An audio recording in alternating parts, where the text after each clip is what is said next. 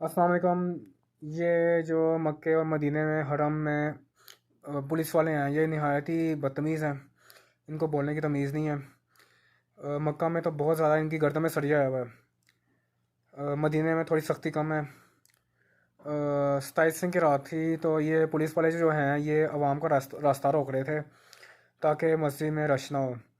मतलब इनका क्या काम है कि ये अवाम को रोके। अवाम अंदर जाएगी, जगह मिलेगी तो बैठ जाएगी, नहीं तो एडजस्ट कर लेगी। ये क्यों है, क्यों रोक रहे हैं अवाम को? एक एक किलोमीटर दूर तक इन्होंने रास्ते बंद किए होते हैं। अवाम को तंग किया होता है, अवाम इनको बुरा भला कह रही होती है। कल 27 की रात थी तो मैं समझा इन्होंने कुरान ख़त्म करना है, लेकिन नहीं ख़त्म हुआ। 29 को ख़त्म होगा। तो खैर अम्मी ने वॉशरूम जाना था। मैं मस्जिद की छत पे था तो अम्मी ने मुझे फ़ोन किया कि मुझे वॉशरूम जाना है तो मेरा बैग ले जाओ, बैग में कुरान कुरान पड़ा हुआ है। भला कुरान पाक बैग में कौन लेके फिरता है?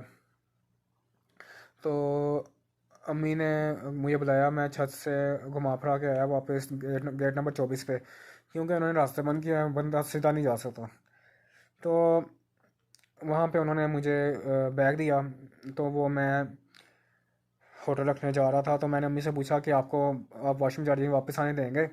रास्ते इन्होंने बंद किया है तो कैसे आएंगे वापस? वो कहती मैं आ जाऊँगी वापस, इनको कहूँगी। मैंने कहा आप ये आपको जानते हैं, आपको तो अरबी भी नहीं आती। कहती मैं कह लूँगी इनको, मेरी कुर्सी अंदर पड़ी है तो मैं मुझे जाने दें।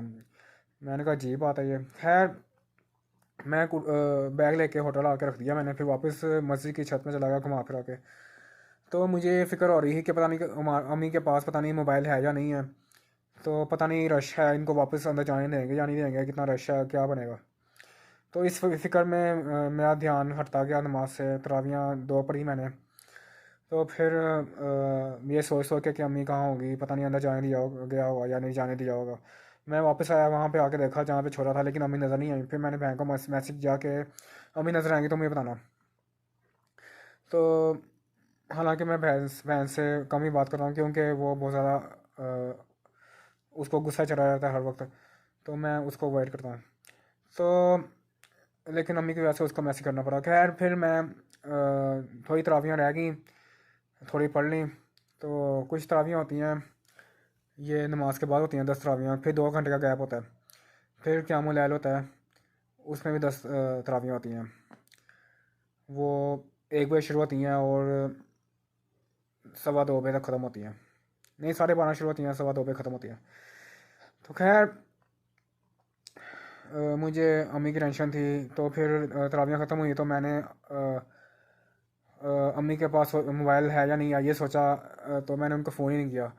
जहाँ पे अम्मी को उतारा था वहाँ पे जाके खड़ा हो गया, लेकिन अम्मी नज़र आ गई मुझे बाहर आते हुए। तो फिर मैंने अम्मी को बोला कि आपकी फ़िक्र हो रही थी, आपके पास मोबाइल नहीं था। अम्मी कहती मेरे पास मोबाइल था, बैग दिया था, बैग में मोबाइल था, मैं मोबाइल पास रखा हुआ था।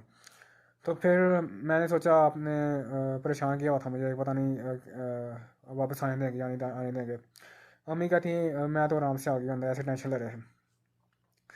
तो फिर अम्मी कहती अम्मी आ रही थी बाहर, हमने कुर्सी पकड़ी थी, कुर्सी मैं पकड़ ली। फिर मैंने अम्मी को बोला कि स्टिक कहाँ है? अम्मी फिर बोलने लगी स्टिक कहाँ गई, स्टिक कहाँ गई? स्टिक अम्मी ने पकड़ी थी पहले, जहाँ पहले नजर आई थी। तो फिर अम्मी अंदर देखने चली गई, लेकिन नज़र नहीं आई उनको। फिर वो जो बैरियर थे आगे, वो किसी सिक्योरिटी वाले ने साइड पे किया, रश गुजर रहा था तो उसने बैरियर साइड पे कर दिया। तो बैरियर साइड पे हुए तो स्टिक नजर आई। मैंने कहा अम्मी को फ़ोन करके बोला कि स्टिक मिल गई है, बाहर आ जाएँ। फिर बाहर आई अम्मी, फिर हमने कहा कि उनकी जूती गुम हो गई है।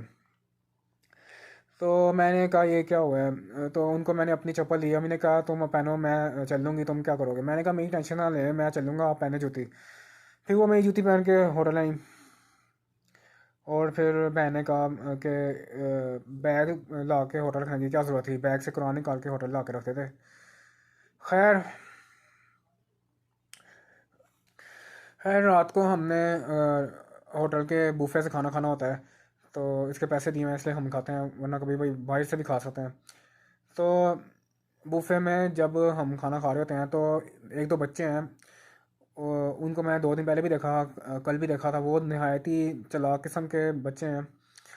उन मतलब छोटे से बच्चे हैं, उनको बातें बड़ी करनी आती हैं। तो वो एक मोटा सा बच्चा है और उसके साथ 2 बहनें हैं। ऑमलेट लेने के लिए लाइन पे खड़ा होना पड़ता है, अंडे का ऑमलेट।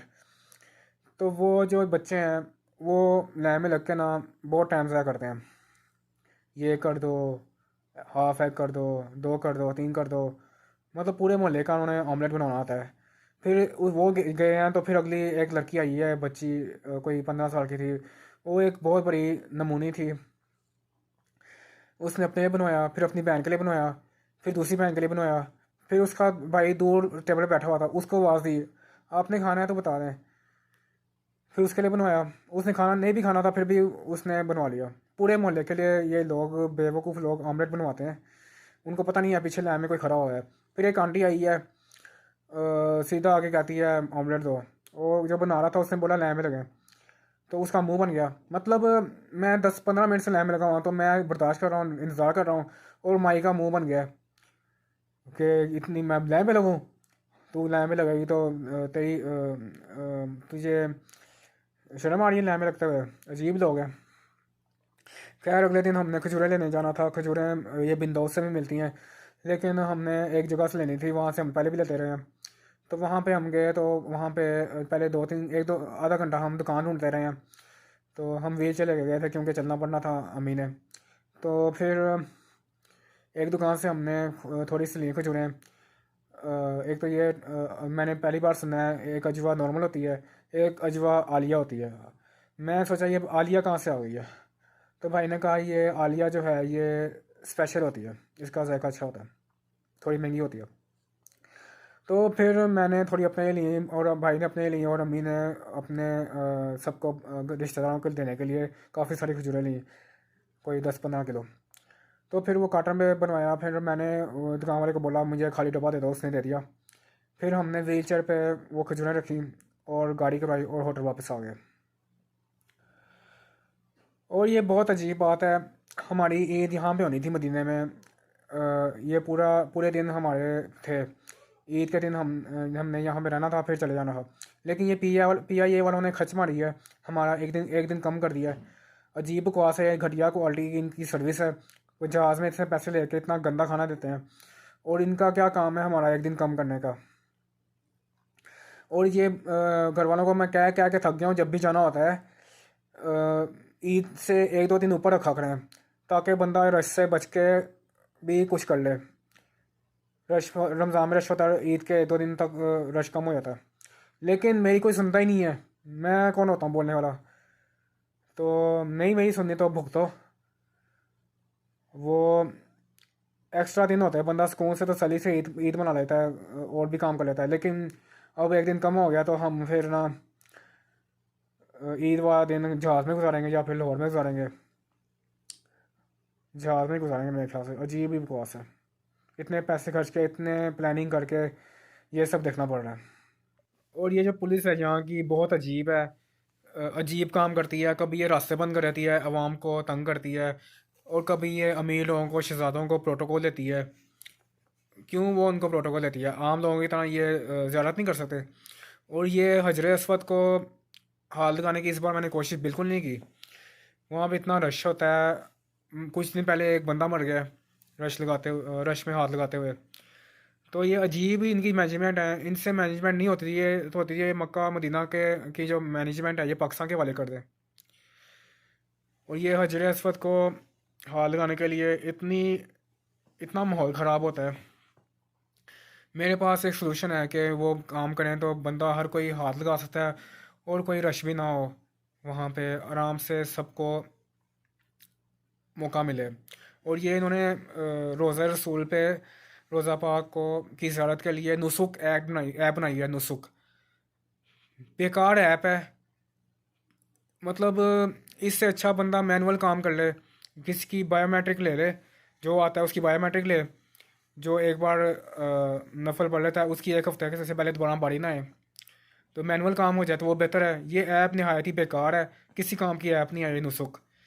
मैंने ऐप डाउनलोड की है, अपना पासपोर्ट वीज़ा लगाया है, सब कुछ लिखा है, लेकिन मेरी बारी नहीं आ रही, मेरा नंबर ही नहीं शो हो रहा। और इसका फ़ायदा क्या है नुसुक का, अजीब मजाक है ये।